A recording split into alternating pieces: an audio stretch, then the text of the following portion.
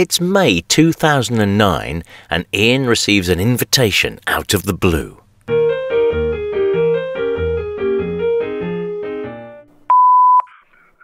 darling. It's Ian McKellen. It's my 70th birthday and I'm taking some gay boys to see La Cage aux Folles at the Playhouse Theatre. And I wondered if you would like to join us. I think I could handle that.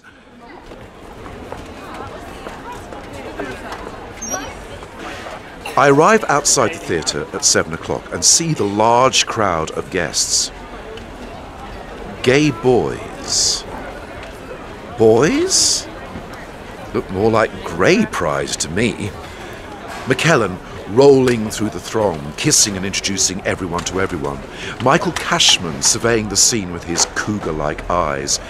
Simon Callow, who always looks like he's just about to announce a bacchanalian orgy back at his place.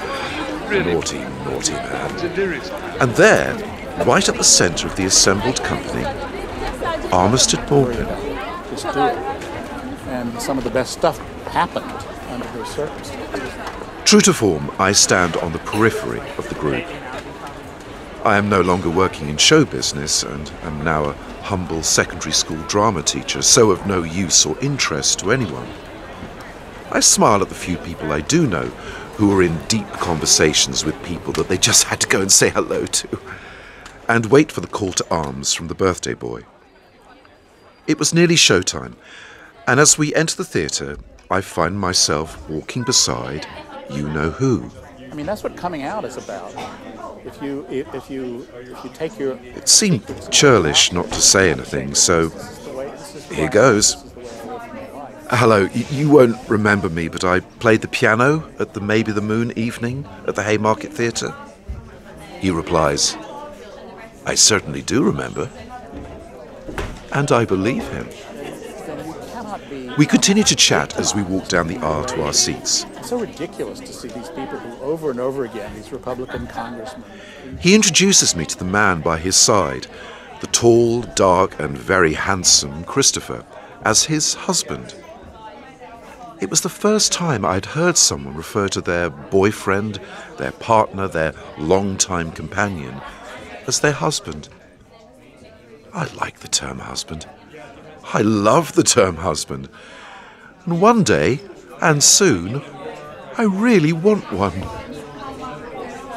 McKellen had bought the front 5 rows of the stalls for his guests, so we all file in no particular order, and I find myself sitting in the centre of the front row next to Armistead. So let's look at what we have here. Ian McKellen's birthday party, at a performance of La Cage aux Folles, and I am sitting next to Armistead Maupin. This is, without any doubt, the gayest moment of my life. It doesn't get any gayer than this. Bonsoir, bonsoir. Here we are at the pride of Saint-Tropez, the envy of the cabaret world, the jewel of the Riviera. Only champagne from now to the finale. Monsieur, dame, I beg you, open your eyes. You have arrived at La Cage aux Folles. We all know every word, but that does not matter one jot. The score, by the legendary Jerry Herman, punctuates the tale with memorable toe tappers and good old-fashioned show tunes.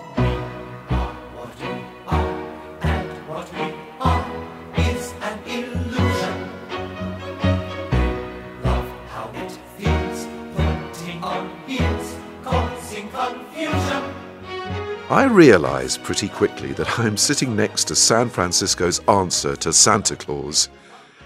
Armistead is shaking with laughter at the smallest of gags, his deep, resonant, chesty chuckle adding to the absolute jollity of each moment.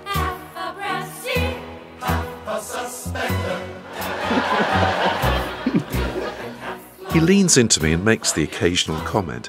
Now, usually I am a total theatre fascist who insists on absolute silence around me. No talking, no whispering, no sweet paper rustling, no, no, no.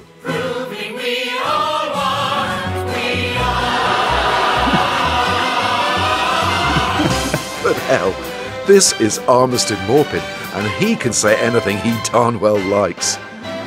He grabs my leg at points of particular hilarity, as if I will somehow keep him in his seat, and stop him falling on the floor in a fit of unbridled mirth. You grab away, lovely man, you just grab away. As Act 1 nears its end, the orchestra begins to play the introduction to the love song between Georges and Albin, the shamelessly romantic song on the sands. Do you recall that windy little beach we walked along? That afternoon in fall, that afternoon we met. The lyric recalls how they met all those years ago, how they heard a song being played by a fella with a concertina, with lyrics that were something about sharing, something about always. And how, as is the case with the finest of songs, whenever you hear them, wherever you hear them, you are transported back in time and in place, and you are, once again, young and in love.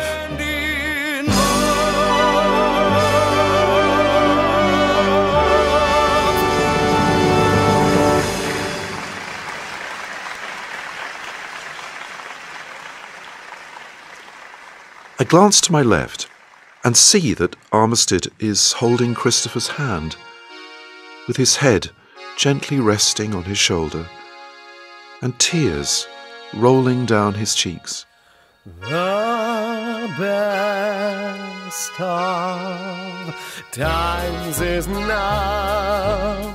I thought how I was sitting next to a man who has created one of the most wonderful bodies of work the literary world will ever know, who has written with such power and eloquence that love is spelt with the same 4 letters, no matter whom you choose to love.